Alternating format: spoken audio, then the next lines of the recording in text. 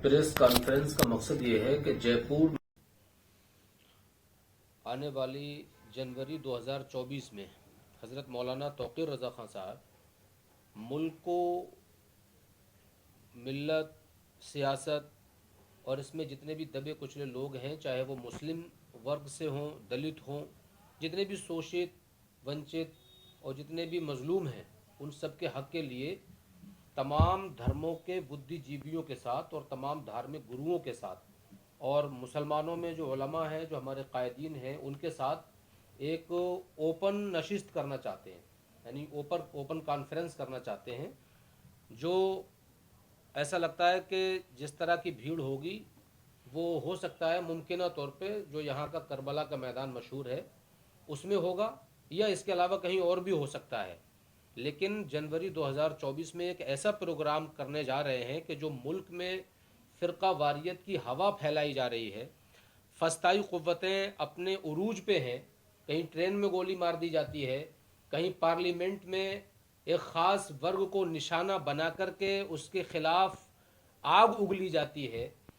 कहीं लोक सेवकों द्वारा एक मखसूस तबके को टारगेट किया जाता है। इन सब जहरीले बना दिए गए माहौल में जो एक सांस लेना भी दुश्वार हो रहा है एक सेकुलर आदमी के लिए, मुल्क को मिल्लत का दर्द रखने वाले के लिए,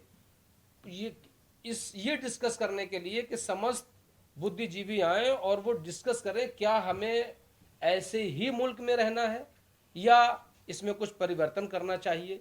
कोई इनकलाब लाना चाहिए।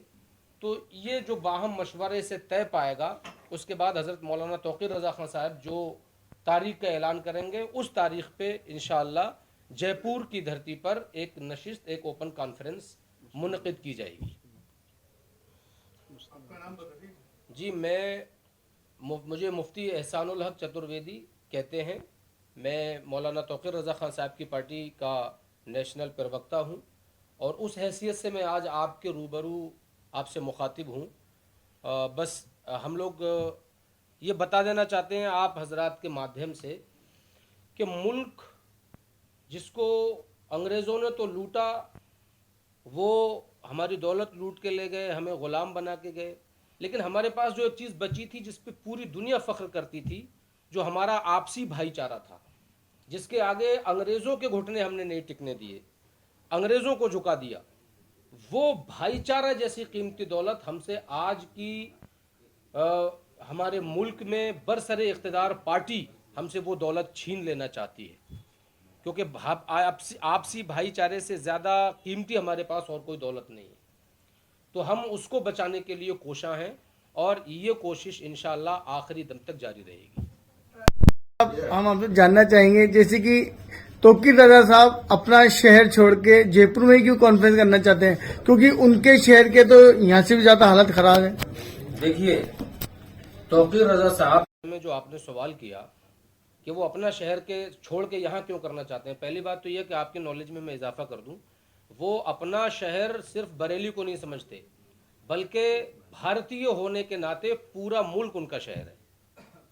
और लीडर उसी को कहते हैं कि जब मुल्क के दूसरे कोने में आग लगे तो उसकी तपिश वो अपने दिल में महसूस करे।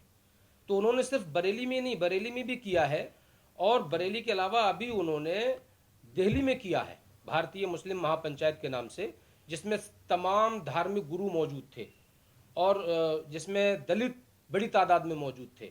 और उसके बाद अभी इसके बाद इसी जनवरी के पहले वीक में यही प्रोग्राम बम्बई में होने जा रहा है, फिर दूसरे वीक में हम लोग कर्नाटक में करने जा रहे हैं, तीसरे वीक में इंशाल्लाह जयपुर में करेंगे। मौलाना के अलावा और देखिए अभी यही मुस्लिम महापंचायत दिल्ली के अंदर हुई थी, उसमें तमाम हिंदुस्तान के बुद्धिजीवी और सियासी उमूर रखने वाले लोगों ने शिरकत की थी, जिसने अपने अंदर ये दर्द महसूस किया कि हिंदुस्तान के अंदर भाईचारे को ख़तरा है, हमें भाई भाई को लड़ाया जा रहा है, भाई भाई के ऊपर सियासत करी जा रही है। जो ये दर्द महसूस कर रहे थे वो सब लोग उसमें हाजिर हुए और इसी तरीके से प्रोग्राम स्टेट बाय स्टेट करना चाहते हैं। जो भाईचारे के अंदर जहर परोया जा रहा है उसको दूर करने की कोशिश कर रहे हैं मौलाना तौक़ीर रज़ा साहब, उनकी क़यादत में हम लोग यहाँ पर आज आए हैं और इंशाअल्लाह बहुत जल्द जयपुर की सरजमी पर मुस्लिम महापंचायत होने जा रही है। इसका ऐलान करने के लिए हम लोग हाजिर हुए थे। जैसा आपने लिखा भारतीय मुस्लिम महापंचायत, जी लेकिन इसमें दलितों का भी आपका जिक्र है और दूसरे दिगर कौमों का भी, तो सिर्फ मुस्लिम महापंचायत ही क्यों, इसमें भारतीय दबे कुचले महापंचायत क्यों नहीं? ये तो एक टाइटल दिया है, बात की रख रहे हैं, लेकिन टाइटल देना पड़ता है, इसलिए टाइटल दिया है भारतीय मुस्लिम महापंचायत। तमाम भारतीय हमारे हैं, इसलिए भारतीय मुस्लिम महापंचायत सब लोगों को शामिल करके ही ये प्रोग्राम किया असल में जाएगा। सर है क्या, वसुधैव कुटुंबकम एक संस्कृत का बहुत मशहूर मकूला है कि ये समस्त संसार हमारा परिवार है। और अल्हम्दुलिल्लाह रब्बिल आलमीन, वो रब है कि जिसने तमाम, और श्री कृष्ण अर्जुन से कहते हैं रणभूमि में, मही देवस्य सवितु परिष्टुति, कहते हैं अर्जुन जब तुम उस परम परमेश्वर की स्तुति करो तो यूं कहो कि ए समस्त संसार के पालनहार, मैं तेरी पनाह में आता हूँ। तो अगर देखा जाए मुख्तलिफ जावियों से,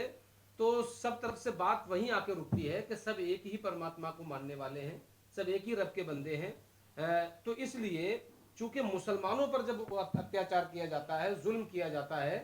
तो उनके बाद वाले जो तबका है जिसको ये बाद में टारगेट करेंगे वो दलित है। अगर मुसलमान इनके सीने के सामने खड़ा ना हो, इनसे नबर्द आजमा ना हो, तो ये सीधा टारगेट दलित पे करेंगे। तो मुसलमान चूंकि दलितों की दबे कुचलों की ढाल है